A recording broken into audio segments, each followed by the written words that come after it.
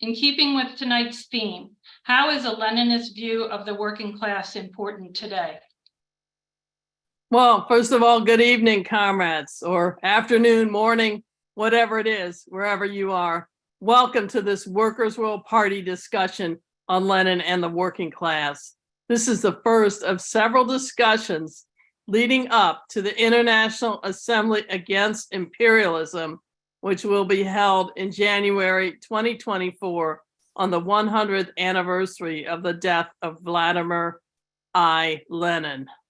And Lenin was an anti-imperialist to the core in every bone of his body. He explained that imperialism was, at that time, the highest stage of capitalism. He wanted to eliminate capitalism and imperialism altogether and not just give them some, a human face. Towards this end, Lenin was a revolutionary Marxist, one who not only embraced the theories of Marx, but who advanced the science of Marxism. In 1848, in the Communist Manifesto, Karl Marx and Friedrich Engels wrote about capitalism, recognizing the role of the working class as its grave diggers. With words that are even truer today than they were 175 years ago, they wrote, quote, "Modern bourgeois society, with its relations of production, of exchange, and of property, a society that has conjured up such gigantic means of production and exchange, is like the sorcerer who is no longer able to control the powers of the netherworld, whom he has called up by his spells. The productive forces at the disposal of society no longer tend to further the development of the conditions of bourgeois property. The conditions of bourgeois society are too narrow to comprise the wealth created by them." And how does the bourgeoisie get over these crises? On the one hand, by enforced destruction of a mass of productive forces. On the other, by the conquest of new markets and by the more thorough exploitation of the old ones. That is to say, by paving the way for more extensive and more destructive crises, and by diminishing the means whereby crises are prevented. The weapons with which the bourgeoisie felled feudalism to the ground are now turned against the bourgeoisie itself. Now here's the good part. But not only has the bourgeoisie forged the weapons that bring death to itself, it has also called into existence the people who are to wield those weapons, the modern working class, the proletarians, end quote. Lenin fought an ideological struggle to defend revolutionary Marxism at a time when some so-called Marxists were revising Marxism and suggesting that the workers' revolution was no longer a valid concept. Lenin fought these revisionists in a furious fashion. Lenin's view of the working class is so important today, with so many in our global class struggling just to make ends meet, especially workers of color, here and in the global South. And capitalism is threatening the world's inhabitants with endless war and the climate catastrophe. So we again need to revive and elevate this fundamental principle of revolutionary Marxism-Leninism, that the working class is a revolutionary class. It is the revolutionary class whose historic mission is to bring forth the downfall of the capitalist system of exploitation, and by doing so, usher in a whole new phase of human development. Thanks, comrades.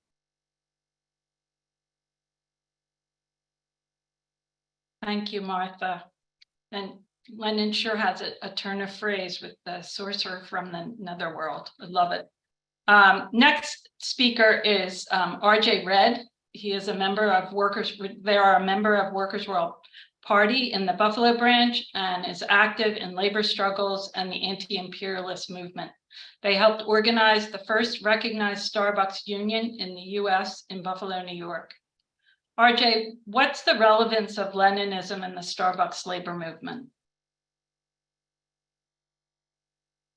Hello, comrades and friends. Thank you for having me on tonight, and I'm happy to talk about this topic. I'm very excited to be on. The relevance of Lenin's ideas in the Starbucks campaign, especially, they really shine through. Lenin, if you read one book in particular, I think is extremely useful for any labor organizers. If you have left-wing communism and infantile disorder, this book is a must-read. There's sections in here that are indispensable for labor organizers, how socialists and communists should relate to labor movements, especially in the US, where they're unfortunately have a history sometimes of even taking positions contrary to the liberation of our class because of the position of certain bureaucratized elements within the leadership. And, Lenin really makes the point here that we can't turn away from the union movement and from our class just because of some of the misleadership that we have within our unions. This is a site of political struggle, and we have to face this head on, and we have to be in our unions, and we have to be with our coworkers and in the movement, and we have to be pushing our politics and constantly advocating for our class. And this is something that I think is done very well within Starbucks Workers United, especially, at a time when the labor revival is happening between the Amazon Labor Union, who took a slightly different approach and built their own union from the ground up, which of course we support wholeheartedly. We support any method of our class advancing its interests. And this is the thing, is we have different approaches. It's a multi-pronged attack, but we have to remember that these larger unions, although in some cases can be politically compromised and controlled by Democratic Party elements that are completely oppositional to our class interests. And as we saw by the railroad workers getting thrown under the bus by the Biden administration, we have to be in these unions because this is where our class is, and this is where we have to fight. And so this is something that I think the Starbucks Workers United did very well, being a part of the SEIU umbrella and really dragging the rest of the labor movement that in some cases didn't necessarily want to get out and organize. That some of the leadership didn't want to hit the streets and try to organize new stores, but they were forced to because the workers made the fight happen. And it created a situation where it was time to get up and get involved or get left in the dust. And this is something that Starbucks and Amazon workers and Apple and REI and Trader Joe's and Chipotle and all, not just the Starbucks Workers United, but I was closely involved with that I helped organize the first stores in Buffalo. And speaking from that experience, I think there's other aspects of Lenin's politics that really shine through. Specifically, I want to mention the necessity that Lenin talks about in bringing the movement to address issues that are not just strictly bread and butter economic issues. It's not just arguments over raises and contracts, but political demands, because this is something that it's not just necessary for achieving socialism and having a revolution, but now with Starbucks especially, we're seeing that even just to get a contract, we need to open up a political fight, because there are so many aspects of the legal system, from the toothless NLRB to the complacent politicians and courts, and just the fact that there's no enforced labor standards that are stopping Starbucks and these other companies from crushing the union and doing whatever they need to do to stop what we're doing. They get slaps on the wrist, and it's pretty obvious at this point that we need to actually start bringing the fight into the political arena, even just to get a contract. So, obviously many places have won contracts, but more and more, it shows that the capitalist class and companies like Starbucks, the largest coffee chain, let alone a full victory to the workers. I also just want to end on the note of Lenin's talk about imperialism is something that is totally essential to his work and something that I think is also relevant to the union fight. Our late chairperson, Sam Marcy, also talked about the need to bring the union fight outside of just the national boundaries and make it an international fight, because we can't win if we're just fighting for one contract or workers in one country. This has to be a worldwide fight. Starbucks is a global corporation. It's the biggest coffee chain in the world. And we've even seen their willingness to participate in U.S. imperialist aggressive adventures against Russia and China. And, when they pulled out of Russia after the Russian military operation began in Ukraine in order to inflict damage and supplement the damage imperialism was trying to do through sanctions. So, this is all things that connect. It's stuff that we have to keep in mind. And also the fact that Starbucks Workers United has a black and brown caucus within the union is, I think, something that was really central to Lenin's politics. And it's really in the spirit of what the Bolsheviks were advocating for in the formation of the Soviet Union, and really in line with Lenin's thought on national liberation and combating national oppression. So these are just a couple of the ways that I think Lenin's teachings are extremely relevant. And if you read his book, Left-Wing Communism, it is going to read and come across like it was written today, and it's just as relevant. So I would highly recommend anybody who's a young organizer, if you haven't.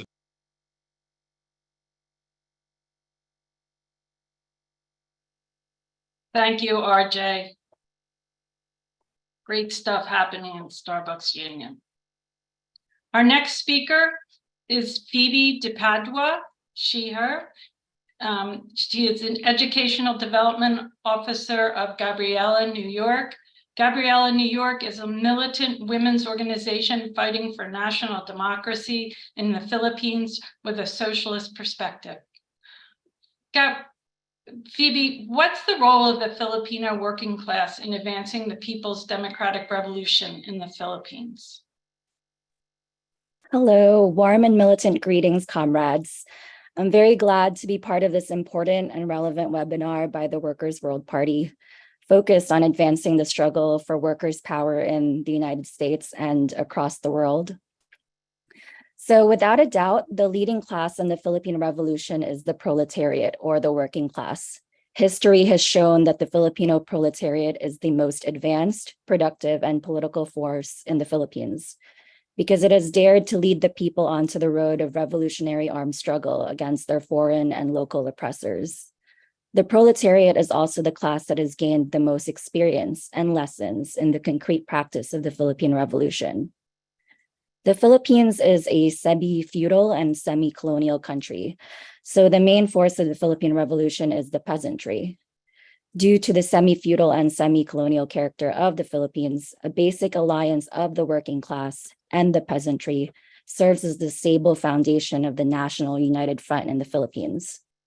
Only by building up such an alliance can the middle forces, the petty bourgeoisie and the national bourgeoisie, be attracted into a national united front to isolate the enemy, or the comprador big bourgeoisie class. The comprador big bourgeoisie class consists of current Philippine President Bongbong Marcos Jr., the son of the martial law dictator and former President Ferdinand Marcos. The Marcos regime is a US imperialist puppet, and they're all actively plotting against the interests of the proletariat. They are the enemy of the Filipino working class and the Filipino masses. The Filipino proletariat is actively struggling for an end to their exploitation. Under grim working conditions, workers' rights to form or join unions and organizations have been curtailed by the anti-labor government, either by brute force or as a consequence of flexible working arrangements such as contractualization and informal employment. From 2016 to present, it has been documented that there has been at least 71 killings of trade unionists, 3 cases of abduction, and 5 disappearances, 4 of which involve women labor organizers, 41 cases of illegal arrests and detention, and more than 100 arrests of workers involved in strikes and protest actions. On International Working Women's Day this year, members of Women's Workers United in the Philippines brought attention to how many women workers are still unemployed or still employed as contract and agency workers. They have fewer privileges compared to workers who are men. Women workers face inequalities in hiring policies, wages, benefits, leaves, and even in workplace facilities. Women's employment in contractual work and odd jobs in the informal sector are significant barriers to their unionization. So the unionization rate for women in the Philippines is very low. Filipino workers' struggles are certainly not confined to Philippine borders. Many Filipino people are forced to leave their homeland in search of work, which was systematized by the labor export policy that the Marcos regime put into place in 1974. It's been said time and time again that the largest export of the Philippines is the overseas Filipino worker. More than 2 million Filipino people work overseas, and more than 60% of them are women workers. One important worker struggle to highlight that we wanted to share with you all is the struggle of Filipino migrant workers in Hong Kong. Migrant women in Hong Kong, with the support of faith leaders and the church, have been fighting for better working conditions for their domestic work. Amid the COVID-19 pandemic, overseas Filipino migrant women in Hong Kong risked their lives and reputations as they spoke out against the anti-people policies of the Philippine government. They were unfairly red tagged and labeled as terrorists, all while providing services and support that the Philippine government has failed to provide Filipino migrants. Migrant workers in Hong Kong are committed to serving the people. They regularly meet as Gabriela or other Filipino National Democratic organizations, getting to really know the conditions of Filipino workers, conducting social investigation and class analysis, and facilitating political education among the Filipino masses in the local Hong Kong context. These migrant workers continued their militant struggle despite their precarious condition of not having secure jobs, fair wages, and living in a country that is not their home. There are ways for non-Filipinos and our allies to support the Filipino worker struggle here in the US. We are part of the Justice for Jollibee Workers campaign, which is demanding improved working conditions, higher wages, paid leave, and the reinstatement of illegally terminated workers. Jollibee is a Philippines-based fast food chain that is rapidly expanding across the world. The chain made $31 million in profit in the US in 2022, with 40% of their total revenue coming from overseas. They're set to make record profits and had hundreds of locations this year. Jollibee is a beloved fast food chain for Filipinos around the world, with a history of bad workplace practices here and in the Philippines. In late 2022, workers at the Jollibee Journal Square location in Jersey City decided to write a sign-on letter to their bosses to demand a wage increase, holiday pay, and other improvements in the workplace. In January 2023, the Jollibee workers started gathering signatures on the letter. After a couple of weeks, the Jollibee workers garnered support and signatures of 90% of the workers in the store. And by mid-February 2023, unbeknownst to the workers, managers or the management team became aware of the organizing activities and started surveilling the workers. On February 18 to 20, the Journal Square managers held captive audience meetings in which they spun a story that the store had been losing money for the past 2 years and had to lay off all the workers who had been working there 6 months or less. This resulted to 9 of the workers being illegally terminated. These so-called layoffs were the management's attempt to prevent the workers from delivering the sign-on letter and prevent any further efforts by the workers to organize. The workers' demands to the Jollibee Food Corporation are simple and clear. Uphold workers' rights to organize at all Jollibee stores, reinstate all fired workers and give them payback and compensation for lost wages, apologize publicly for retaliating against workers for their right to organize, and higher wages, holiday pay, and other workplace improvements. Unsurprisingly, the Jollibee Food Corporation has not responded to these demands and remains silent on its illegal termination. The manager at the Journal Square Jollibee location declined to comment when they were reached on the phone. Our organizations are continuing to reach out to the Filipino community and our allies to build support for this campaign. So shout out and big thanks to Marcia, Sarah, Monica, Tony, and all the Workers World Party comrades who showed up to our official campaign launch at the Jollibee Journal Square location this past July 6th, which was National Fried Chicken Day. It was powerful to witness workers' solidarity, and we are hoping to build off this momentum. You can continue supporting us by following and resharing our social media pages and content. Thankfully, our Instagram page is still up, but Facebook banned our Justice for Jollibee Workers page on July 14, saying that the page was against their standards.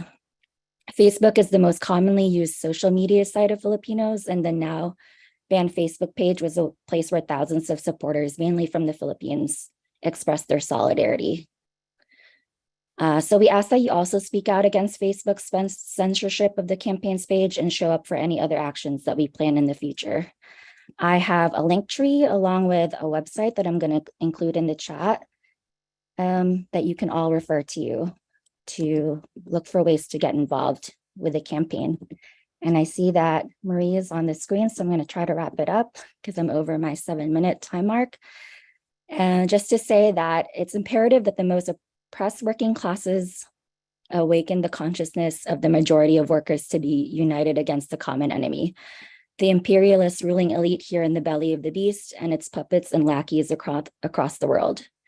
International solidarity among workers of the world is necessary for advancing the overall struggle against imperialism, or as Lenin describes it, the highest stage of capitalism. Thank you very much to the Workers' World Party and Monica for inviting us to speak about the role of the Filipino working class in advancing the People's Democratic Revolution in the Philippines and in solidarity with workers' struggles across the world. Thank you. Thank you so much, Phoebe, for being on tonight. And I was going to ask you to drop some info in the chat about the Jollibee workers' strike. So I'm glad you preempted me there. Our next speaker is Chris Hollis, who is a Workers' World Party candidate and a member of the Black Workers for Justice, and also a member of the United Electrical Radio and Machine Workers of America, Local 150. He is a UE field organizer and has been a key leader in organizing a union for the poultry rendering industry in North Carolina. Chris has experience as a project organizer for the Virginia Beach and Newport News Municipal Union movement. And you have spent time in Cuba. How did your experience there benefit your organizing in the US, Chris? Take it away. Thank you, Mary. Hello, comrades. Yes, Cuba was a life-changing experience. Going over there, we were the first delegation with IFCO Pastors for Peace since the pandemic. Going over there, we took over 5,000 medical supplies. Understanding, for those of you who have knowledge of Cuba, my heart goes out, Cuba I see, Blockado no, that they are a resilient country, an island of a little over 11 million people. They remain resilient to this day. They've been fighting for over 60 years against blockades and sanctions. And going over there was a humbling experience. We've seen a lot. I could be on the phone on this call all day talking about that experience, but I'm going to minimize it to one of my life-changing experiences when we went to Trade Labor Union's electronics plant. We were met with solidarity, with love, with acceptance from the trade labor unions.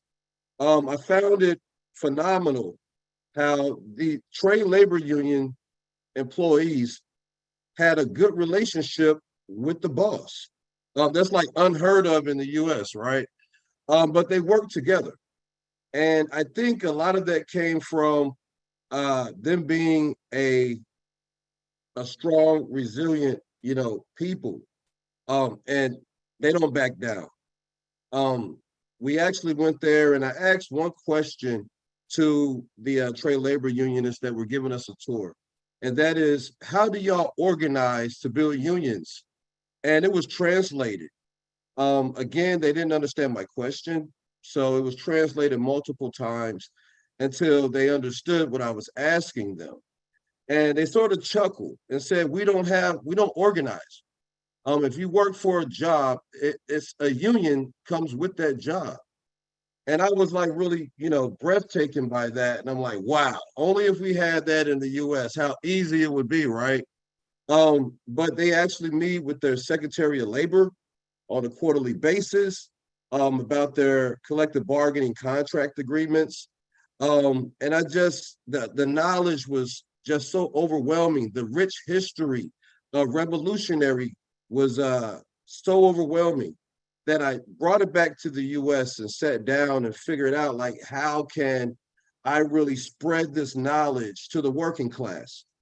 And it just dawned on me that part of Cuba's strength is building relationships. They have what you call a CDR, which is the Committee of Defense of the Revolution.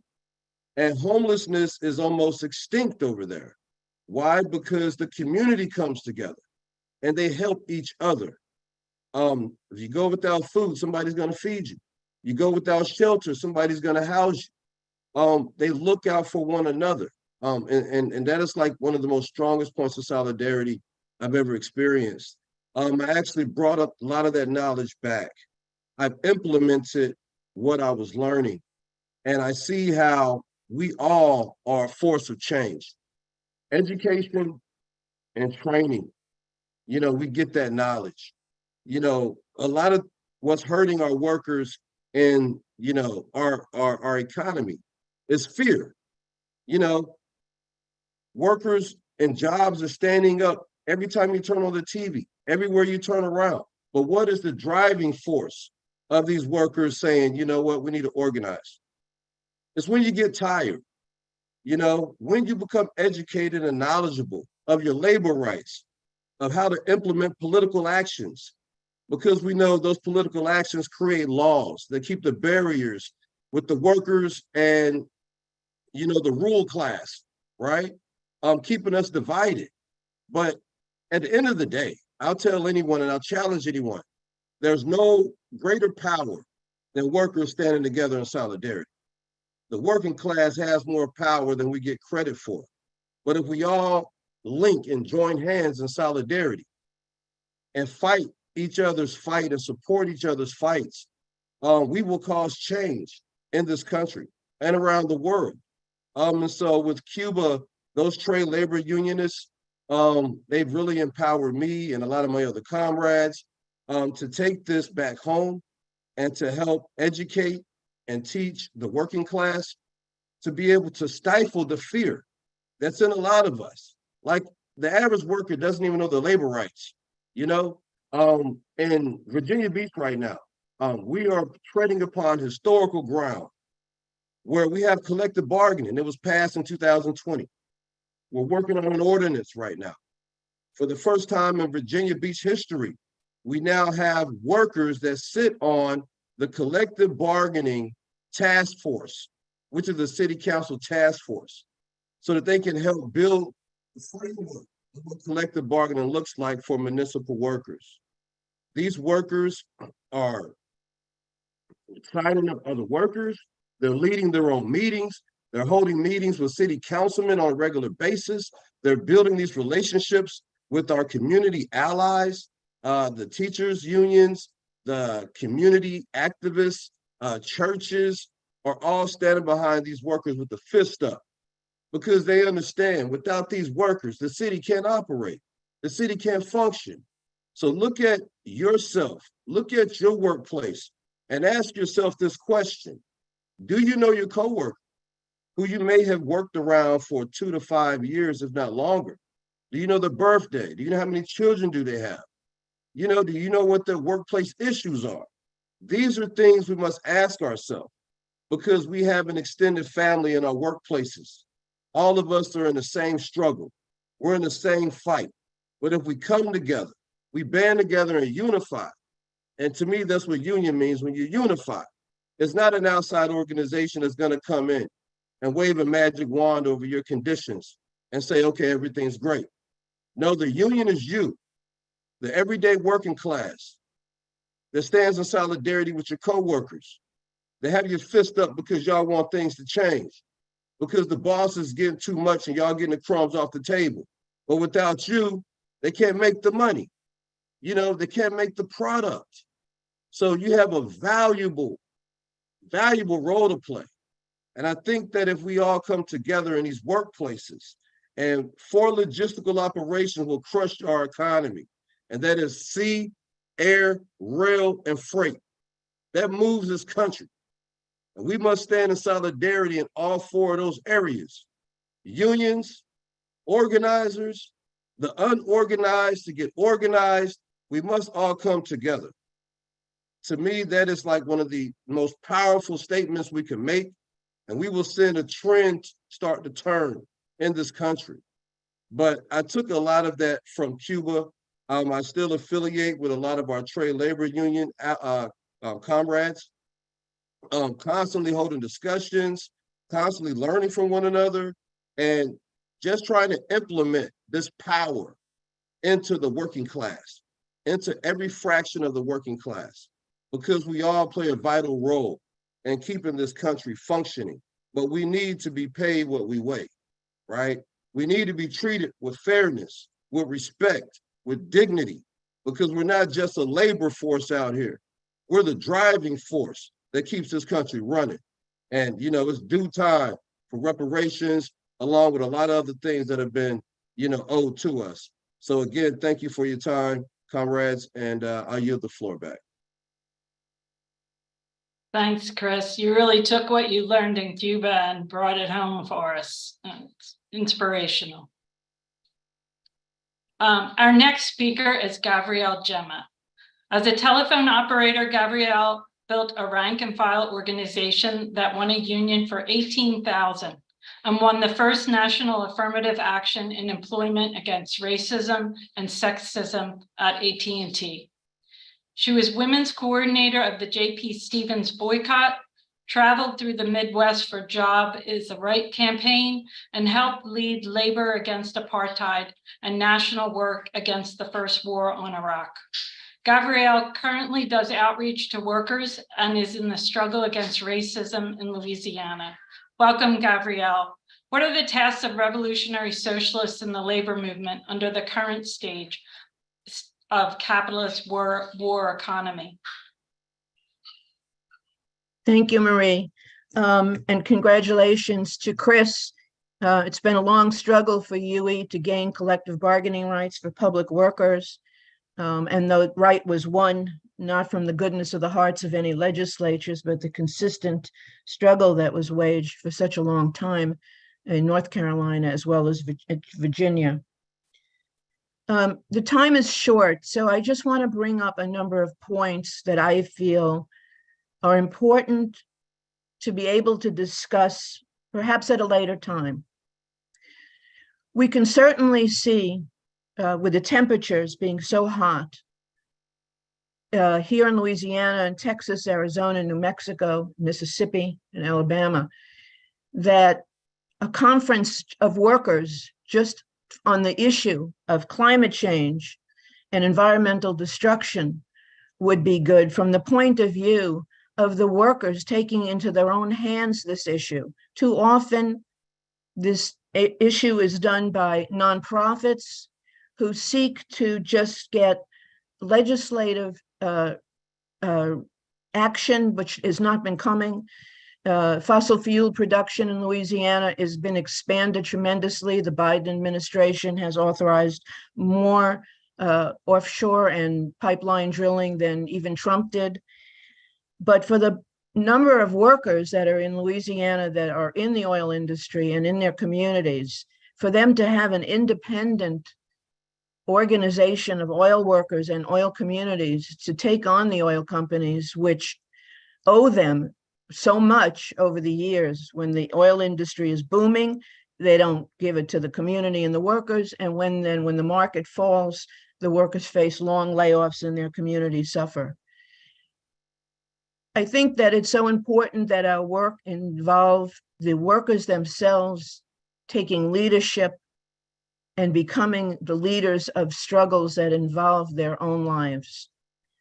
Now, I want to just bring up a couple of points that I think are very important for today. As Lenin talks about imperialism, he describes it as a stage of capitalism in which the monopolization of capital, that is money that is used to invest for the purposes of exploiting the working class around the world, and the consolidation in fewer and fewer hands of that monopoly. It's not just warfare, which of course is the means by which they are able to establish that domination, but it is that. And that has not changed in the many decades since Lenin wrote his incredible pamphlet on imperialism, which I would urge everyone to read. What has happened, however, is that has intensified so drastically to the, not only globally, but imperialism has come home.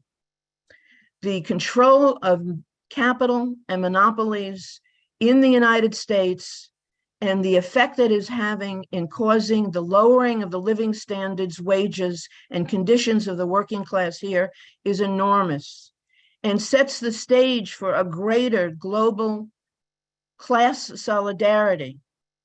The recent events that took place in Congress, where the demands were on over the whether a budget was going to be passed, a budget that was eventually all guaranteed, along with what happened just a couple of days ago with the new military budget consisting of $886 billion, along with other aspects of militarism comes to $1.2 trillion.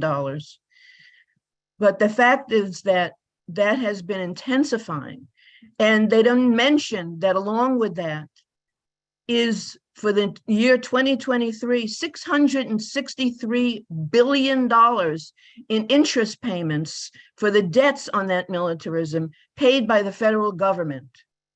Between the interest payments to the banks and other funding sources due to the debts incurred by militarism over the years, the working class is being asked to take the hit on austerity budgets. Across the country, hundreds and thousands of workers are losing Medicaid and food stamps, and every social benefit is being threatened. These cannot be replaced by the privatization of social benefits by nonprofits who actually act to hold up the capitalist system.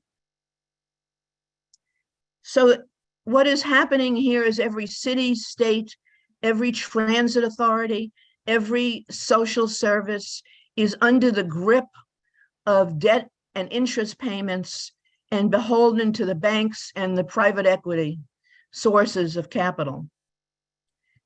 It has not, as it did years ago after the World War II, it has not achieved a higher standard of living for the working class in the United States. On the contrary, it has contributed to the lowering of the living standard of the working class.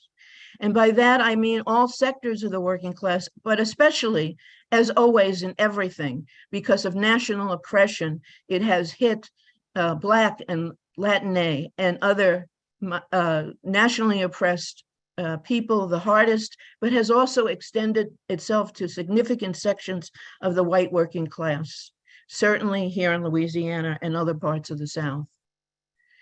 What we don't see, and what I think really needs to be done, is for us to dedicate our fight against the right wing, and which has exhibited itself in all the social issues and its attacks on every sphere of our lives, to thinking and reconsidering our tactics, our literature, our propaganda, our leaflets, our means of getting to the working class from the point of view that unlike what they say about the working class, because these are right-wing attacks are coming from the top down, are open and susceptible to understanding that we are living under really a dictatorship of the capitalist class, a dictatorship of the banks and the private equity.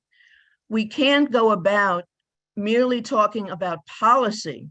We have to talk about systems. And if we do it in a popular and down-to-earth way, and we do it together, we can really affect and fight for the hearts and the minds of the working class throughout this country. And I know particularly in the South, which is something that we do on a daily basis. There are also the great need to rethink the way in which we fight, the labor fight, the union fight, and the labor fight, which is greater than just the union movement. The labor movement is greater than just the unions. We have throughout the South an immense amount of capital investment going on. And yet we have a $7.25 an hour minimum wage. We need a united political struggle throughout the South, led and financed by the union movement, to demand and to organize a militant struggle to raise the minimum wage all together at once. This would be an enormous boost to the union movement throughout the South, and an enormous boost in the struggle against national oppression, women's oppression, and the working class as a whole, and to do it together. We have to go back and review our tactics in fighting these elements. The capital investors, the private equity firms, and the banks are destroying, in many cases, jobs and lives, and have been doing this now for decades, but it's accelerating. You may have read just now that Yellow Freight, a 100-year-old trucking company, is declaring bankruptcy. Why is this? They have made tremendous profits over the years. They forced the workers who are organized by the Teamsters into major concessions a number of years ago. Why? Because they are beholden of $1.5 billion in debt, half of that to the federal government, and half of that to private equity firms like Global and Blackstone.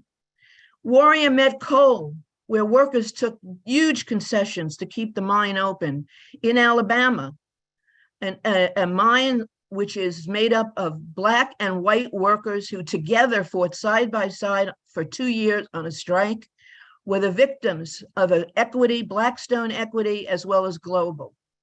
And yet we did not come to the aid. Now, what is happening with Yellow Freight? They're going to declare bankruptcy.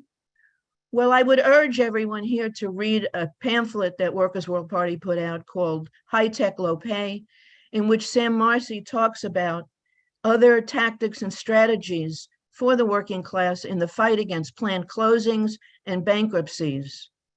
Why shouldn't, it is the labor of the workers that is responsible for every truck, every piece of machinery, everything that's on that site. And in a bankruptcy, they're going to want to sell it off. That's what the private equity companies do. But that should belong to the workers by virtue of their labor. They have a property right in their jobs and a property right in all that equipment.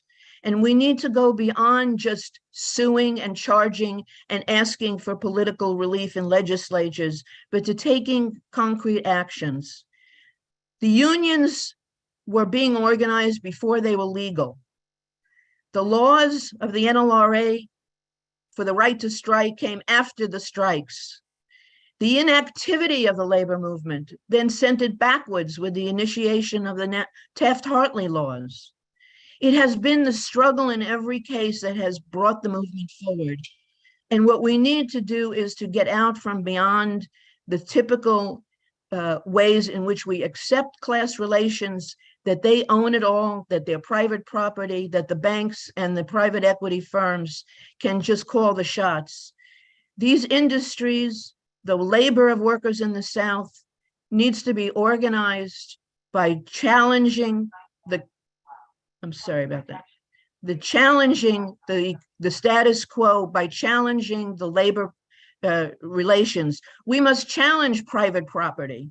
We must challenge and make it clear to the workers here and elsewhere in the United States that every single thing that's being done to people around the world and people here is being done by a small, tiny, ever smaller clique of individuals and bankers who have monopolized almost every industry there is.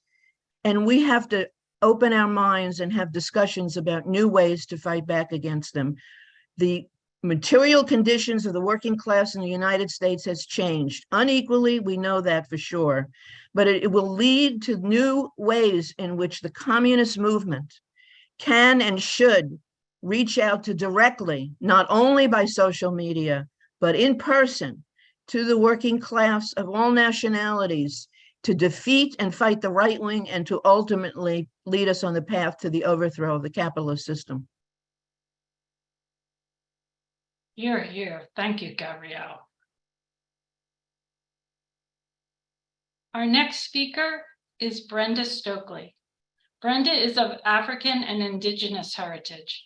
She has a long history of organizing workplaces and building working class parties and labor anti-war marches, reviving May Day, International Working Women's Day, and the Million Workers March, as well as supporting strong community coalitions against police killings, poverty, homelessness, unemployment, racism, and attacks on the LGBTQ+2S communities.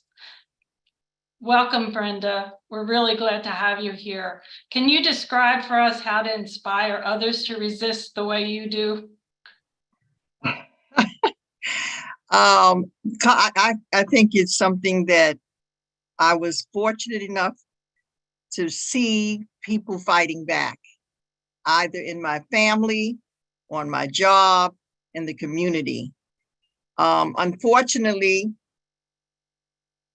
what's happening now is that more people are getting, what do we say, drinking the Kool-Aid and even fighting against their own interests.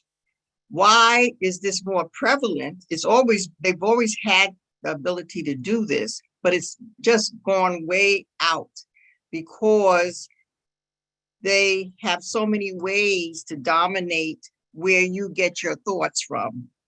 With the TVs and the things that they show there, fighting against the books that are going to be in the schools and the history of this country. They just want to, I think it was something that Lenin had said, that the ability to take imperialism down is going to take a longer time in countries like the United States. And the reason why is because they have so much resources and money that they can bribe people, they can set up ways that people are going to look. I mean, now when people are talking about things, they really get it sometimes from just looking at a TV story. And it's something they're telling you that really isn't true because it's filled with lies. And so we have to be people. I think we have to help people. They know that they're not being treated. Nobody needs to tell them that. But the way that we could fight back, and that's what all of you all are talking about now, it is important to go back and look at how do you do that.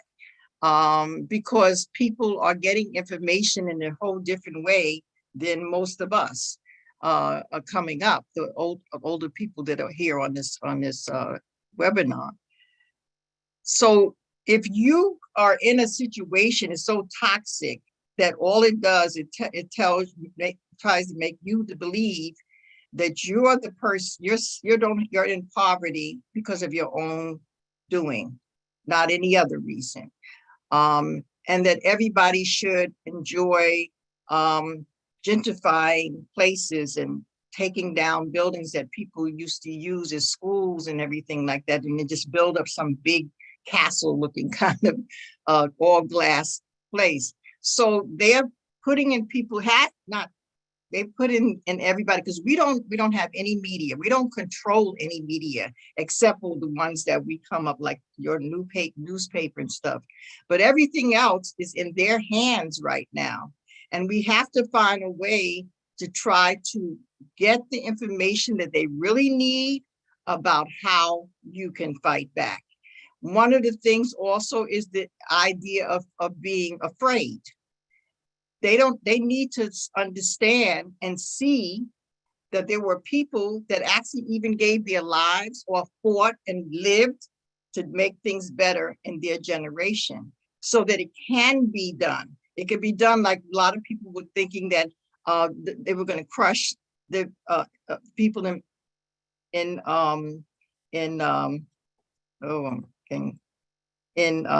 Vietnam.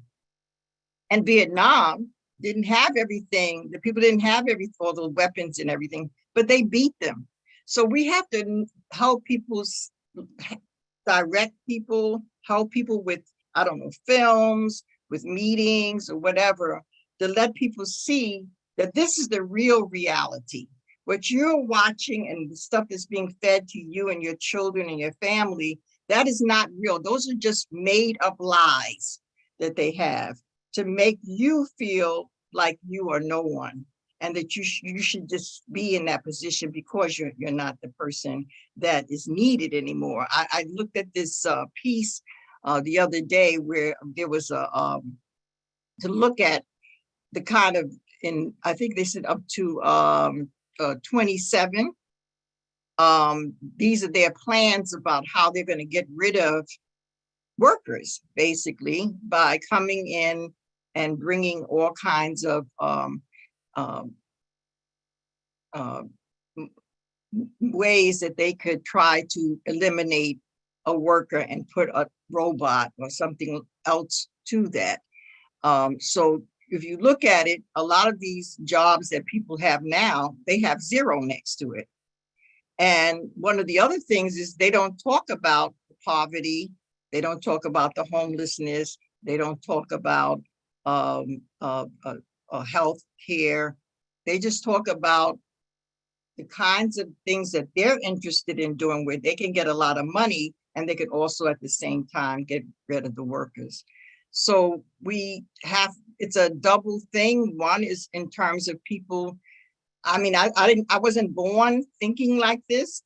This all came because I was able to be in the 60s, and then later on to experience, to go to Cuba. I mean, your mind gets saturated with the possibilities of getting rid of this oppression.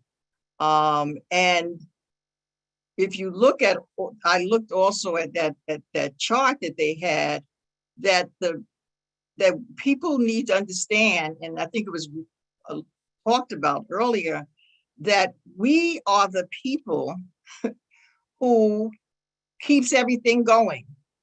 If we stopped one day and said none of us are going to come to work, New York City would just fall down, and probably the other cities that y'all live in. But people don't understand that. But if you look at what they have, it was a group that was going to see what could happen, in the future and everything in terms of workers. And if they can make it through that means a lot of people are going to be dying. They're not going to have jobs. They're not going to have homes. They're not going to have anything because they're not needed anymore. And so whatever condition that you're left in because they made some decisions, you're going to just have to live with it. So we have to, help people understand that they know, again, that they are oppressed. And I think also Lenin said in one of his books that the people said, don't tell us what we already know. Tell us something that we don't know. And so what they don't know is the most important thing, is that you can resist, you can fight back, and you can win. And we have to look at explore everything that we can to help people be able to get into their mindset. Because right now, people are they're hurting, but they don't know what they could do. They're angry. I mean, now you have the retirees. I mean, they want to take away their health benefits. Retirees, they're the ones who vote all the time. They're the ones who come out and do work. They're the ones who vote all the time, but they don't care. So they're fighting them. I mean, the judge 3 times has told them that they're not going to be able to move forward with that. But these people come with their wheelchairs, all manner of things, but they come out. These is older people like myself and other people. They're coming out. They're not going to give up the fight, and they're not going to let them just take it. So we need to be able to help manifest that same kind of thinking all along the line. And one of it is, especially if you're dealing with young people who nothing was happening too much in the 80s and the 90s, so they don't know, and they certainly aren't getting the information in school. But once you show them, you know, like we did a piece with the Boys and Girls High School, and I think it was around the women's place, and so they actually did a little skit. They came up with it, and they had Harriet Tubman and some other persons there, and they got just from that, they themselves set it up. They said that we're going to be in a park, and you know, we're going to have her and another sister who fought back, and the students were supposed to sort of chuckle because they see that they're not dressed the way they are now, and who are they? And so then that information came out by them interpreting it. Also showing a film of the children's march in the South, in Alabama. And when you showed them that, they said, well, they look like us. They look like we're the same age. And that's it, they were. But they fought back. They walked out of class and they fought back. And so from that, they said, well, why don't we have a children's march? They said it themselves. We didn't tell them that's what should happen. And so we have to find ways just to take the person where they are and see how you could help them get some more information as for life and death. Like, but this information is very important for you to know. And then there's always leaders in every community that people respect. And those are the people that they go to. And then when you organize something, you don't go in as a person that they never saw before and think that you're going to lead these people. That's not happening. They're going to go and talk to that person that they talk to all the time. That person that looks out for them when something happens. And those, if you talk to people who are looked at that way, instead of you trying to put yourself in the center of it because you know more than they do, that doesn't work and is resented. So we need to look at the way how people interact with each other, like that was said, I think it was Chris brought that up. So it's no cookie cutter. You have to do some information, get some information. And to me, the best thing is anything that I did, I was part of it. I wasn't coming there to help somebody. I was always either in the workplace, in the community, and those things. And so I just knew that I was supposed to be part of this, to fight back, to help people do the best that they can to get it done, and not having anybody necessarily losing their homes, but keeping their homes, not necessarily losing your job, but keeping your job and getting rid of the boss that did something. So these are victories that people have to look at so they can get back to the sense of what can I do and what should do. And not even they talk about the union, you know, it's like, it's not an entity, it's you. You're a union member. So this is your house. this is where you should be asking questions, and this is where you should be getting the answers. And if you don't get the right ones, then you take people out. You expose them about what's going on. So and you, when you get, of course, some of us that do this stuff, we get punished, right, for it. But you shouldn't go into it thinking that you weren't going to be punished. Because if you're bringing the truth to other people, of course, they want to silence you. And so you just take that. You know that that's what's going to happen. And you don't bow down. You just try to find other ways to still try to fight back. So I appreciate being on this webinar. It's so many things that need to be talked about. Also, I wanted to let people know that Clarence Thomas is coming to New York, and he's going to, with a book of the first Black president of the union that he's in, Union 10. So he's going to be having something at the church, and I'll just put it in that and send it to you, but it'll be on August the 5th for St. Mary Episcopal in Manhattan. So there'll be another opportunity maybe to bring some people with you that are not used to being in places where they hear this information. And thank you again for having me there. Thank you so much. And thank you for all the work that you've already done. And we'll get that information about Clarence Thomas' appearance in New York to all of the attendees. Thanks again. Okay. Next up is Ed Childs, who is a comrade from the Boston branch of Workers' World Party and has been a chief steward and organizer for Unite Here for over 40 years. He helped organize a number of major strikes and walkouts at Harvard University. Ed set up trade union connections between his union and the trade union movement in Vietnam, Cuba, and Iraq. Can you speak about the struggle against economism and how you applied the principles of Leninism during the Harvard workers' strike, Ed?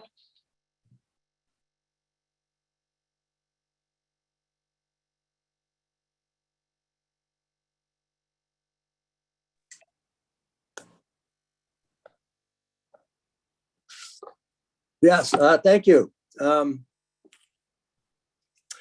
So I just love the talks that we've been listening to. Brenda, you were great. Gav was great. Everybody was great. It shows that we have to do something in this country. So I want to talk about an internal aspect that Brenda was leaning towards and Gav was leaning towards. Of the mass consciousness and turning it into class conscious, make sure it's class conscious. We will be seeing a lot of probably major strikes and movements, hopefully coming up soon. And what's the character of that? Is it going to be just spontaneous people movement agitated against the bosses? Or is it going to be much more class conscious? No, that's what Lenin was talking about. And when he talked about it and wrote about it, others picked it up in pretty much every revolution that's been made in the country, whether Africa, Asia, South America, use those principles to make these mass conscious movements, especially by the trade unions, into class conscious. And it's done through agitation, education, organization. And they're done in motion. And it's as those in the union movement know, that most times that we educate our workers is when they're in motion. And when our struggles happen, what we want at the end, we want the workers and the community to come out with the conclusion that the entire political system is worthless. A good example of that is the struggle in Wisconsin about where the governor was trying to make it a right to work state. We're over 100,000 people, led by the unions, but the Black community, the Latin community, the immigration community, the women organizations came out in force, well over 100,000, and they seized the State House. Amazingly, I was just talking to some shop stewards a couple of months ago in Wisconsin, and they didn't even know about it. Something that happened a little over 10 years ago. The bourgeoisie, the news has taken away from us. But what happened there? They actually they went inside and seized the State House for over 4 weeks. They brought all the demands from all the groups, from the Black community, from the women's organizations, from the unions, every union, the teachers, the unions. They brought them together and made a very, very strong statement and a movement that didn't go anywhere else in the country. But it was very strong. And it was setting an example for us. So what happened there? They stood side by side in an illegal takeover of the state. This was not a legal takeover. This was an illegal takeover. And it was directed against the government. So anybody that had a grievance against the government, which was many, especially in Wisconsin, was able to use this movement and come out together. And you could see, I spent some time there, you could see the consciousness of all the segments understanding each other. And that is mass consciousness develop into class consciousness from a spontaneous movement. And that's what needs to be done. But they lost. Why did they lose? This is a great lesson from Leninism about what we were just talking about. How do you make class consciousness? The vanguard leadership of the unions, because they did this heroic, courageous act, attracted the Black community, the Latin community, the huge immigration community, all the women's movement. They attracted them all into joining with them. But what happened? And that's what made them very powerful. But after a few months, the month of seizing and a month of demonstrations, what happened? Well, the movement subsided into legalities, into court sessions. They were taken into court, and they also were kind of taken over by the Democratic Party, who had nothing to do with the seizure of the State House. And they shouldn't have had anything to do with any of this afterwards. In the courts, we actually suggested, Gav, the speaker before us, suggested that the unions, lawyers, subpoena every worker in the state, because you have a right to be heard about legality, about the right to work. Also, every community group should become a party of interest. What that would do would create a general strike. And it's as bold as the takeover of the State House. The union, remember, when we brought it to the unions, they loved it. But the AFL-CIO national leadership put a damper on it. And they put out what they called a recall. They wanted to recall the governor. So they did a petition all over the state and got enough signatures, hundreds of thousands of signatures in no time to recall the governor. And so what happened was the Democrats demanded that the leader of the takeover, which was a young Black man who was president of the firefighters union, where the unions and the communities put him up to be the governor, to run for governor. The Democrats said, no way, he can be the lieutenant governor, but the mayor of Milwaukee will be the governor. But the mayor of Milwaukee was racist, sexist, xenophobic, homophobic, and so the coalition dismantled. Why did that happen? Why didn't the union movement see that? Why didn't the union leaders see that? After all, they're the ones who took over the State House in this heroic thing. Because in their mind, they're not revolutionary, they're not socialist. They don't understand class consciousness. They understand fighting for wages, benefits, and conditions on the job, and they'll fight hard for it, and as they did. But they didn't understand expanding the workers' struggle past that.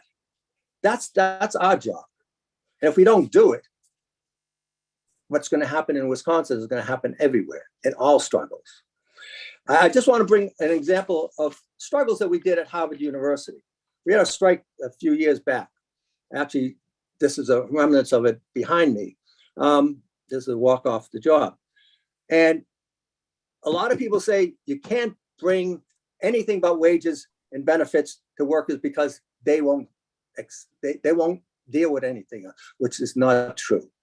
Those workers behind me, and 750 of them strong, dealt with, actually, when we went on strike, we got our wages, we got our insurance that they had tried to take away. We got all those big money benefits. But on our demands was, we wanted affirmative action clause. We wanted Indigenous Peoples Day to be put on for Columbus Day. And we wanted trans rights. And we wanted stronger language on sexual assault. And we didn't get those. So the union leadership from outside was ecstatic about that we won all this stuff. But the worker says, no, we've been on strike for 3 weeks and we're hungry and our kids don't have diapers, but we're not going back until we get those 3 things because we know what unity means. And we stayed on strike for another 2 days, and Harvard gave us trans rights, Indigenous people's rights, affirmative action, and a stronger clause on both on immigration and sexual assault. Because the workers understood, especially when they're in motion, their power. And you cannot deny them that right of training, agitating, and educating them on other issues. And they will take it much farther than any of the union, as we call them sometimes, the labeled lieutenants of capital. Workers, you got to give it to them because they're the ones who are going to lead it, and also go past that and lead, as you can see in Wisconsin. Once the workers moved, the community groups came in and become a powerful force. But what was missing was the class consciousness there, and what was missing was a political movement of communists, socialists, who understood Lenin, that the workers' movement has to develop much past the wages and benefits, as we would call them, economists. And I'll just tell you some examples of what we did at Harvard. When I first got there, Harvard supported apartheid in South Africa. All our workers demanded that they get out. And we joined with the Black students at the time and had big demonstrations. And we brought in the other student groups came in, the faculty came in, outside groups came in. We had a demonstration of 7,000 people, the biggest demonstration ever in the history of Harvard. And we brought in the leader of the ANC in the United Nations. Never been brought anywhere else to do that. And that was led by our workers. And that's why you can see the solidarity. And this is what my workers had. I'm a cook, so these are dining hall workers. And we've been leading the struggle at Harvard about every struggle. We're the ones who got rid of Larry Summers, the president of the university, because he made the statement of genetic inferiority to women. Our women demanded that happen. And we created a movement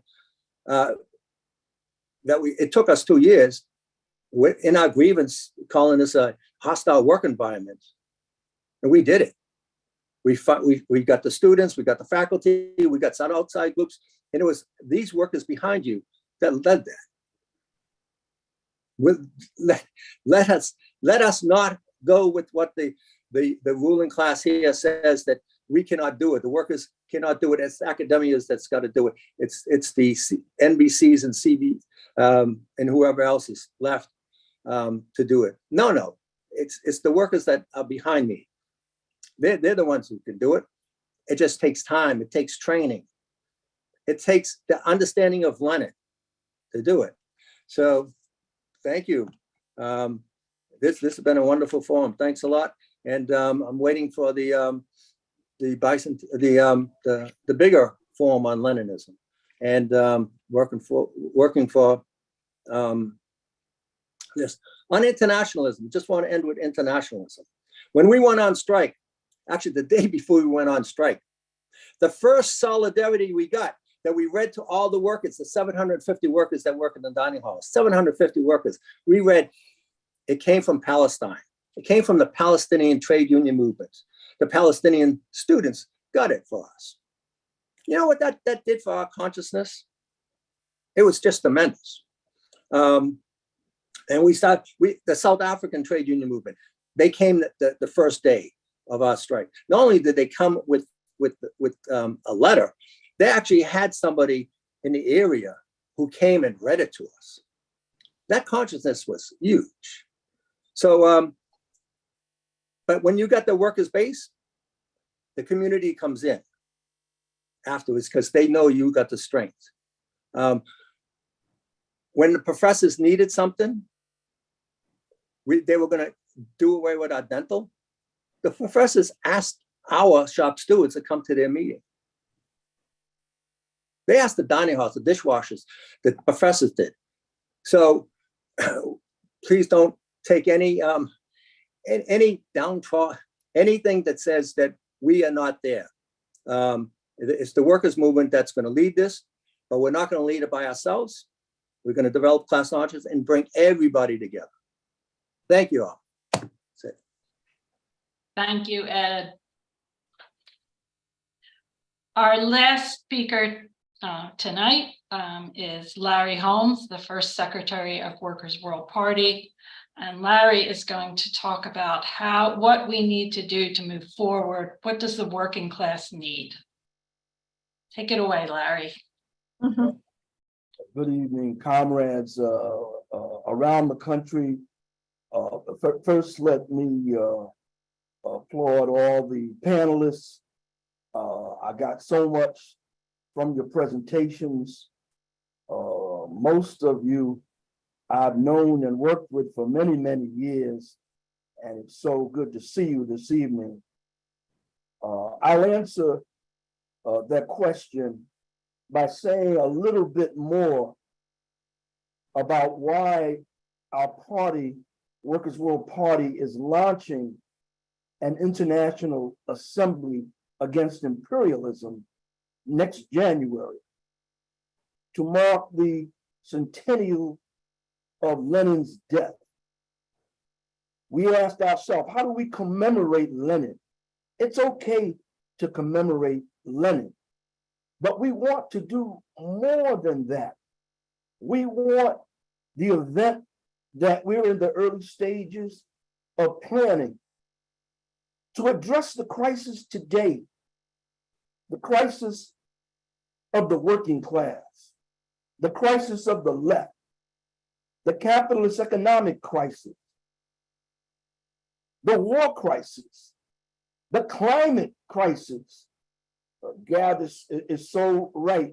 This crisis is too dangerous to be in the hands of liberals, of the Democratic Party, of the nonprofits. We've got to come up with a strategy for the working class to take the struggle around climate over. It's much more important now than it was 100 years ago, even though it was important then. How do we apply Leninism to the circumstances of today and tomorrow? I believe that the essence of Leninism is summed up by the question, Where do you stand on the ultimate goal? Are you for reforming capitalism? Do you believe that it can be reformed? Or are you for doing away with it through revolution? And comrades, this is not some false choice between, on one hand, an ultra-leftist impossible dream, and on the other hand, understanding and being involved in the daily struggles of the workers for survival. Comrades, this is about combining these two needs and holding on to that ultimate revolutionary goal. So we ask, and we will be asking over the months and during the centennial, is revolution still our goal? Or is Leninism just a part of the past? Is it relevant to now? Is it relevant to the future? And if so, how do we strengthen the revolutionary forces, the revolutionary current in the working class movement, both here in this country and around the world? The biggest crisis for the working class is how to forge concrete, meaningful class solidarity, because we know that the alternative to doing so is to continue to be ripped apart by a ruling class that is so desperate that it's going to lose power, that it will resort to fascism to crush the workers' struggle and hold on to power. We remember that it was Lenin, before he died so young, who, among other things, led the struggle to prioritize the struggle against racism and national oppression in the working class movement. He did not do this for altruistic reasons. He did this for revolutionary reasons. He did this because he knew the critical importance of forging the strongest unity between the workers and the oppressed of the planet. He knew it was critical. Lenin also believed that the working class movement right here in what we used to call the belly of the beast, remember that, is most important. It's most important that the working class in this country be strong on this, because this is still the center of world imperialism. It is what Lenin called the big link in the chain that makes up workers and oppressed everywhere. And so I hope that from a practical perspective, the centennial event, the International Assembly Against Imperialism, and you'll get more information on that. It's in the last weekend, I believe, of January 2024. We will try to answer some of these questions. Questions like, what can we do to concretely help the working class move forwards towards being a class that is conscious of itself as a class, conscious of its class interest on a global scale, and actually acts according to this consciousness? We may not be able to answer all of this, but at least we can raise this critical discussion to a higher level going into 2024. So comrades, the centennial event is an opportunity to revisit old questions that need to be looked at again. The tactics, the strategies. How do we prepare for the future? What's the importance of listening to young revolutionaries, like the revolutionaries that are involved in the Starbucks struggle or the Amazon struggle and other struggles, to immigrant workers, to workers that are in the struggle, and particularly always the most oppressed? How can we strengthen unity amongst the most revolutionary and progressive forces around ideas and concrete action so that we can move forward. Comrades, we are in the process this summer and through the fall of inviting other forces to participate in this assembly in January. Comrades, I believe that this event has important potential for moving everything that we need to do forwards. And so I hope that all of you will stay tuned, find out more about it, and help us build it. Thank you. Thank you all very much. Thanks, Larry. I just want to remind everyone of the event, the book signing event with ILWU's Clarence Thomas that Brenda mentioned. Cleophilus Williams, My Life Story in the International Longshore Union Local 10. And it will be this Saturday, August 5th, from 2 p.m. to 5 p.m. And that's at St. Mary's Episcopal Church in Harlem, 521 West 126th Street in New York City.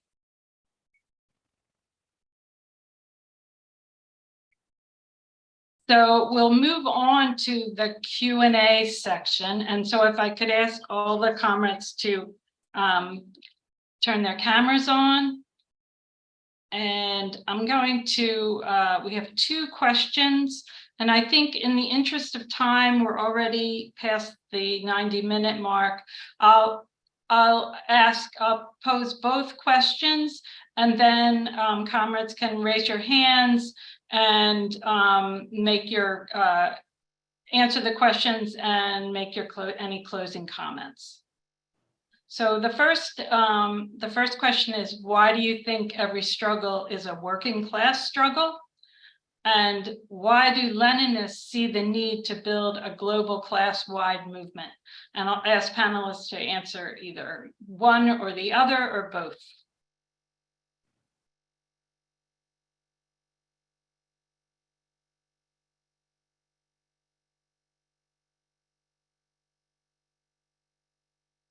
Okay, so I'm not gonna, do I have to call on people or are you gonna raise your hands? I know that people have things to say.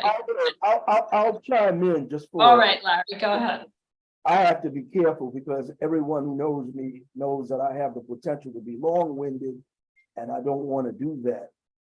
But from a strategic point of view,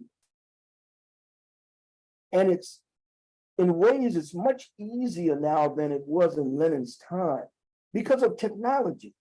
It's easier for workers everywhere, regardless of geographical distance, language.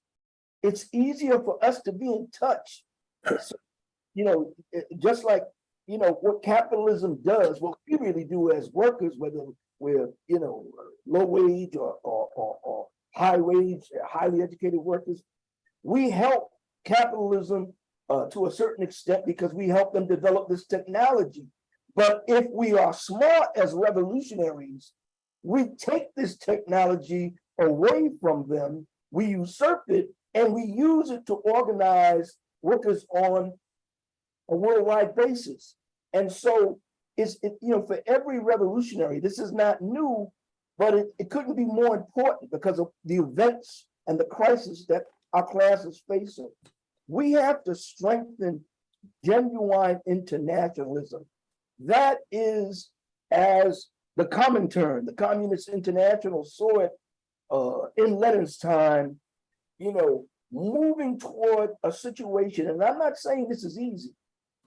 It's a long road, but it's a necessary road, where our movement is strong enough to be in touch and to be conspiring with each other so that there is not only a conception of a real living world struggle against capitalism, but they actually are real efforts, concrete efforts by revolutionaries to map out that struggle.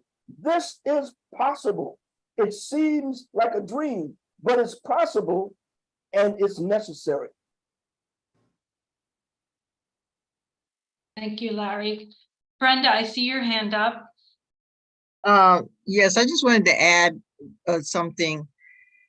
One of the key things that kind of undermine us who are on the left is hegemony. That people, the organizations want to be the vanguard and they're the only one, instead of having a mindset that all of us that think the same way about communism, about imperialism, let's sit down and talk. It's not trying to run a race to try to get ahead of something, because you'll be there by yourself. If we don't do that, we need to have more unity, and bring people that, you know, has not been exposed to a lot of things, and information that would help them better understand what this all is. But I think that that's one of the things that we have to try to, because whenever in the previous decades, it was, everybody was coming together, whether you were in Quebec, whether you were in Africa. People saw that we needed to be together and talk about what we need to do to get this monster off of our back. So just wanted to add that. Thanks, Brenda. Chris, go ahead. In the words of one of my greatest freedom fighter brothers, Malcolm X, he says, "We cannot be upset or discouraged at those who do not think as we do, because there was once a point in our lives when we didn't think as we do today." Mm-hmm. I say that because in the working class, there are so many workers that just don't know. They don't know what fighting looks like. You know, Brother Martin Luther King Jr. once said, "You can't walk on a man if his back is straight." So many of us have been brought into this labor fraction as workers and just think that the boss has all the power. One of the panelists said earlier that I wholeheartedly agree with, that if we all woke up one morning and said, "You know what, we calling in sick, I'm not going to work." Simple as that. Who gonna do that work? Come on now. Who gonna do the work? Right? It's just that simple. And so we got to understand with that term, we hold and wield the power for change. But what stops us? Not being educated, understanding our labor rights, understanding how to engage in political actions to get things done, to get things overturned. You know, true democracy is people power, but do we really have it? You know, we who are revolutionary understand what the struggle is all about. But see, our job is to enlighten and educate the working class, to build a united front to where we all are able to sit at that table, where we all have a scale of equality. You know, it can exist, but it has to, with the vision and the dreams of each and every one of us, holding each other up when we get tired, because this is a long, protracted struggle. Again, I say a long, protracted struggle. And it's going to be here even when I'm gone and transitioning up out of this world. The struggle will still be here. But our job is to try and educate, identify, and build leadership in the working class. Because as we carry this torch into tomorrow, somebody has to carry that torch beyond tomorrow. So let's continue to just unify, stand in solidarity, and keep that fist up. We should never let it drop or never let it lower, but we have the power. I yield the floor back. Salute. Thank you, Chris. Gabrielle, we'll hear from you next. I agree there needs to be a way to bring more people in the movement together. I concur, and I think that's hopefully what is trying to be done for January. I think it would be remiss not to bring up here the war in Ukraine and the attacks on socialist China. I remember a story that Vince Copeland, who was a founding member of Workers' World and a steel workers organizer in Buffalo, once told me. This was when the plant of like 20,000 workers at Bethlehem Steel. And I think Vinny had been fired by the company. He was a steward, and he'd also led many anti-racist struggles in the plant. And there was a huge meeting of workers who were there to stand up to demand that Vince get his job back. And in the middle of the meeting, a worker ran down the aisle yelling, "It's war! It's war!" It was the Korean War. And it disrupted, and the whole thing fell apart. And I think that in addition to the work that has been said and absolutely so eloquently just now by Chris, we have to look at the propaganda of the right wing, and we have to go directly to the workers and challenge it. We cannot pretend that what they say does not have an effect. The fact of the matter is that all that the US wants in Russia and China is to dominate it, colonize it, take it over, and enslave the workers of those countries. Nothing has changed. There's not a single country on earth where the United States has not intervened militarily or economically or politically that has resulted in the advantages to the working class and oppressed of any country in terms of economic prosperity, political rights, or any such thing. There's nothing but the most vile destruction and enslavement of the people and its resources. That's what they want to do. How does that help the working class of the United States? We are part of a global labor market, globally. You know, in the recent UPS strike, you might not have known, but some cities had what they called a MRA, a market raise. What market were they talking about? The labor market. So that the labor market maybe in Chicago demanded a higher pay than the labor market in New Orleans. And we are in a global labor market. The more that any worker around the globe is subjected to impoverishment, hunger, to imprisonment for union activity, to imprisonment for coming here as a migrant, or for being unemployed and incarcerated in concentration camps for being poor, all of this brings down the living standards of the working class. That's just an economic reality. It is nowhere in the interests of workers here to be for US war against China or US war against Russia. Regardless of the governments, regardless of the class character of those countries, regardless of that, that is the reality of class consciousness and economics for the working class. They are telling the workers that China is a threat to the living standards of the workers of the United States, that China's got some unfair competition and is stealing technology. I stealing nothing. The US has stolen everything from everywhere around the world. But we need to go to the workers and explain to them what is in their interest. Their interest is not in a war with China. Their interest is in a war against the monopolies, the capitalists and the bankers and the bosses here that are cutting their benefits, cutting their pay, and everything that's done and that affects their conditions.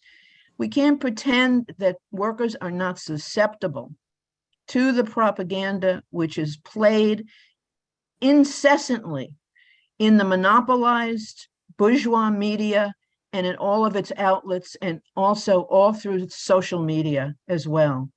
Workers don't necessarily come to our social media sites. We need to go to them. And we need to be in it. How many times here in New Orleans, when giving out leaflets, workers have said to us, we didn't know that anybody was doing anything about this. They don't put it on the TV. People don't even know there's a demonstration. They've never seen a leaflet in their whole life. They've never seen a demonstration. They've never had anyone give them a different point of view about anything. And so we need to, it is a critical importance, because no matter what we accomplish and fight for, if imperialist war on a world scale breaks out, including the nuclear threat, which is what all this movie Oppenheimer is about, normalizing people with a bunch of lies to the idea of why you need 6,000 nuclear warheads that they're amassing, because it's an industry. And all this threatening the world, and we cannot just pretend that this doesn't have an effect on the workers. We can answer them, because the enemy is here at home.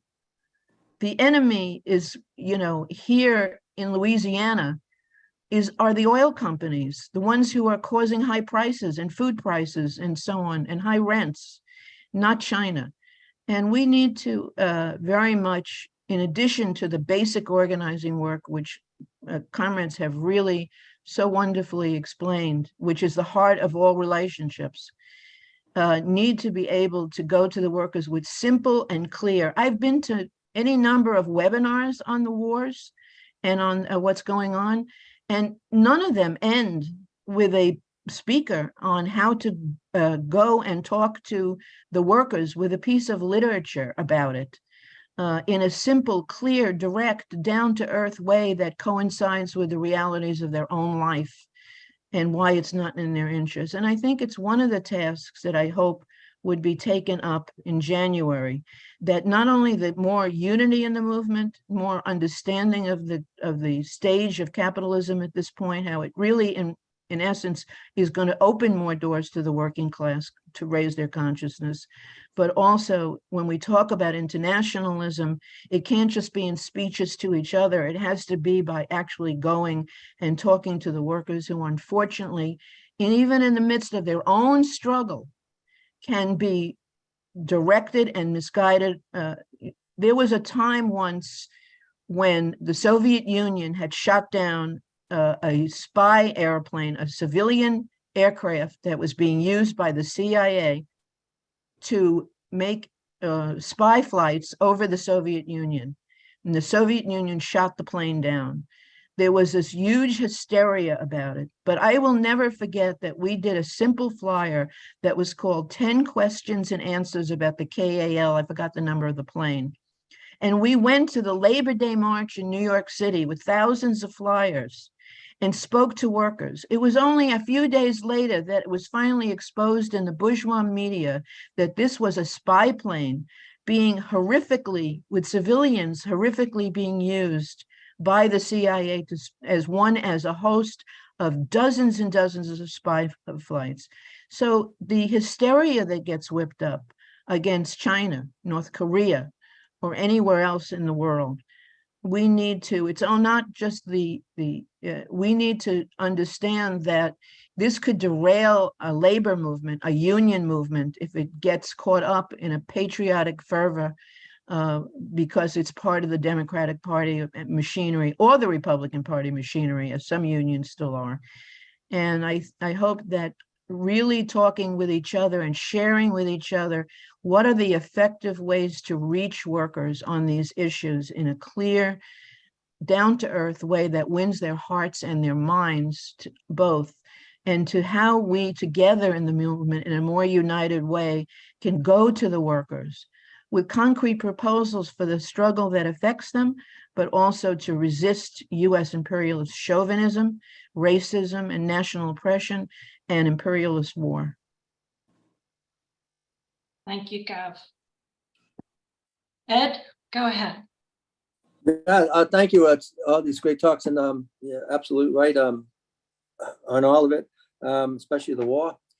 It's going to be hard, and I especially for Chris and Gabrielle and whoever else is in the South, it's extremely difficult.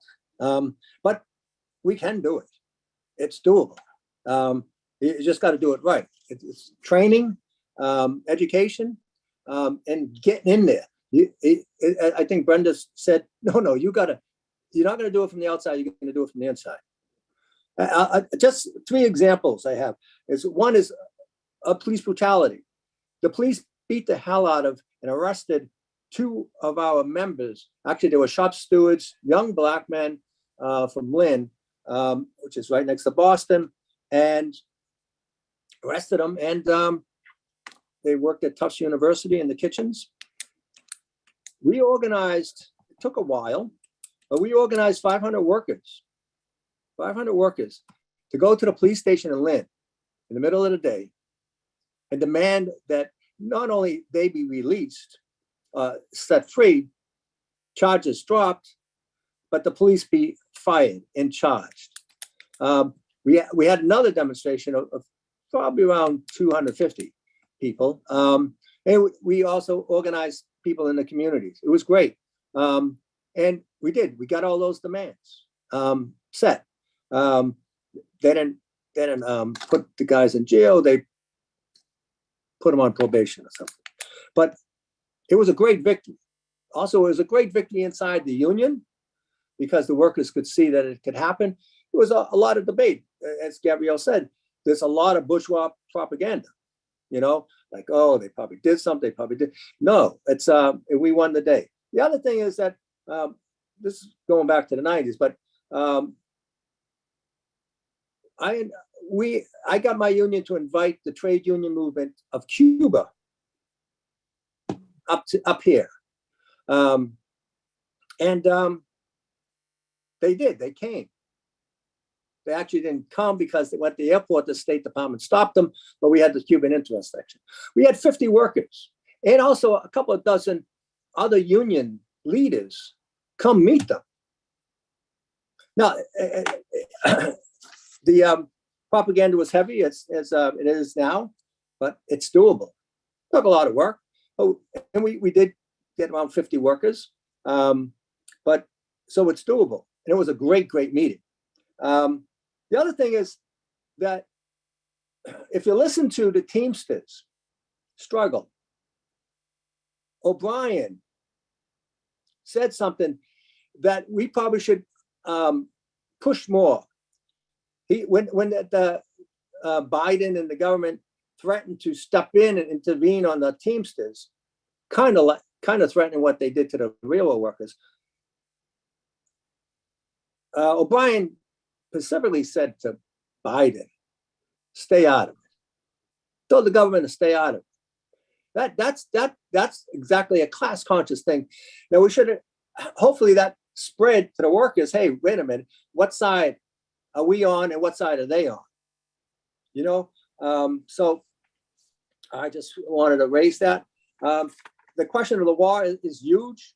I think people raise the question of pensions, Social Security. We're going to get beat.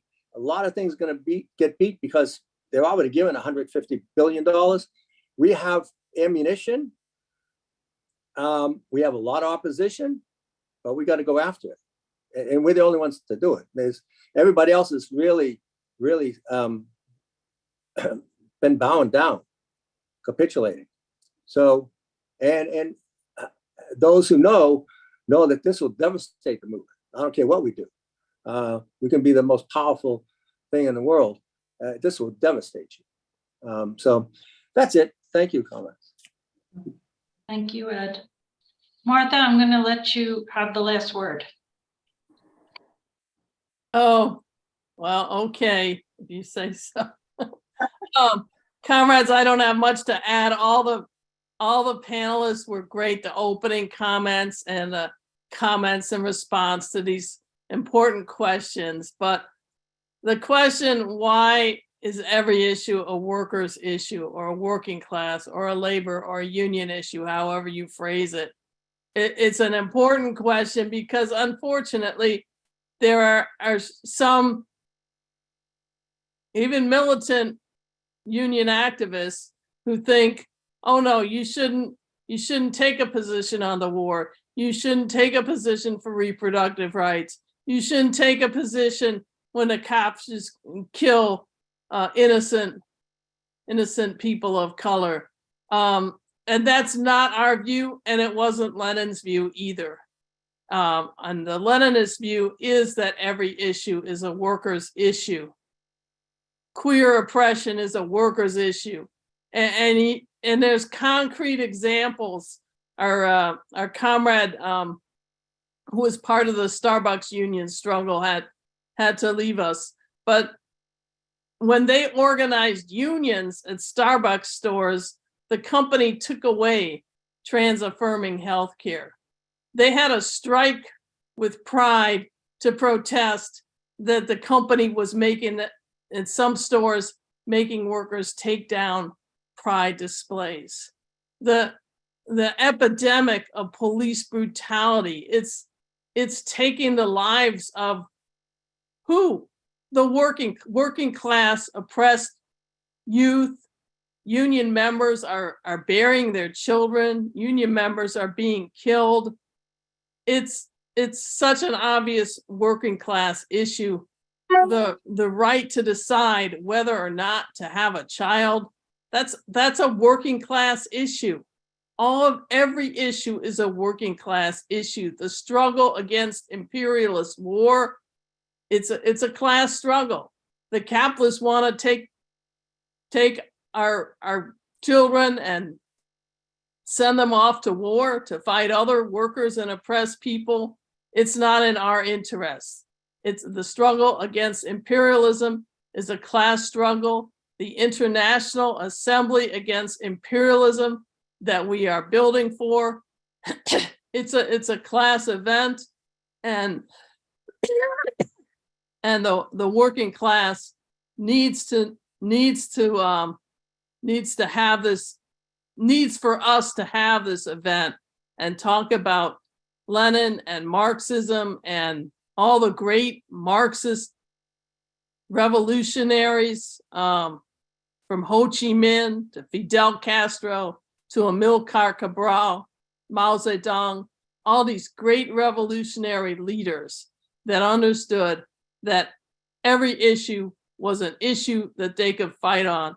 And Lenin pointed out that you don't know what might be the straw that breaks the camel's back, that makes workers say, we just aren't taking any more, and we're fed up with this whole system, and we want to get rid of this rotten capitalist system once and for all.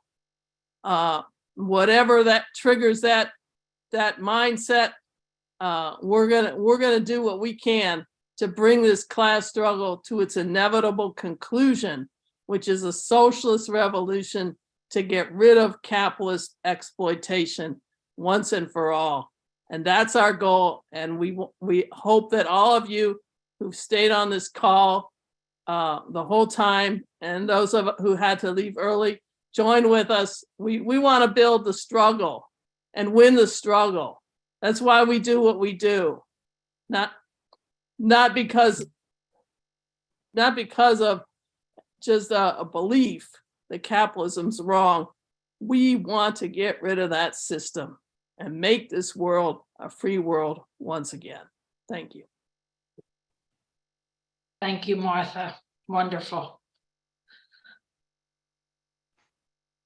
All right, comrades and friends, that takes us to the end of our amazing panel. Thanks to everyone for being here tonight, especially our panelists.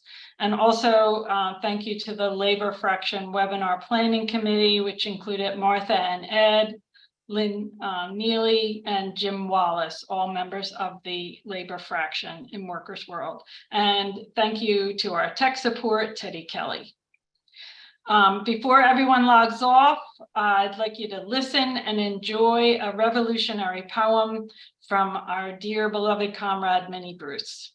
Take it away, Teddy.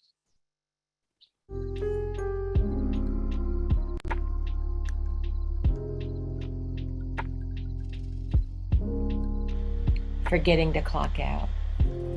On the last morning of getting up before dark, she drives to work and walks through the tunnel, pushing herself like a rattling empty gurney up the long incline.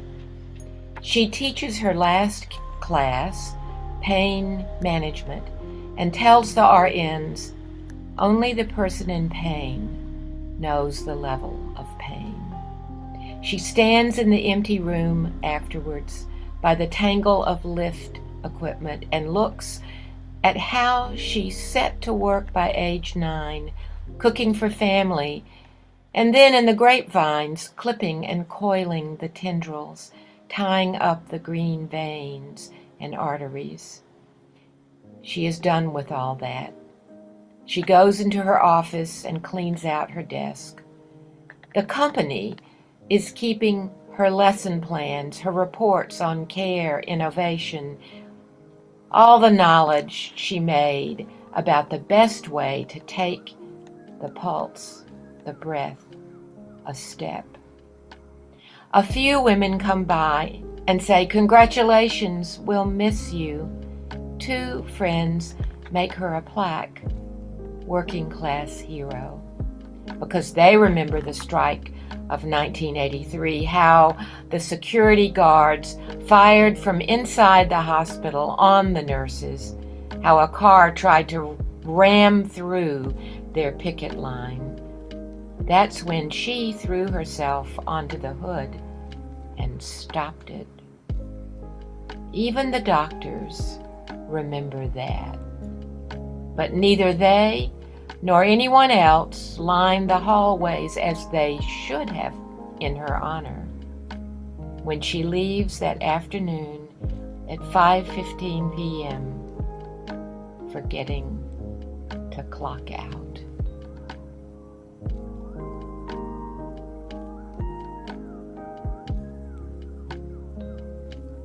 Good night, comrades.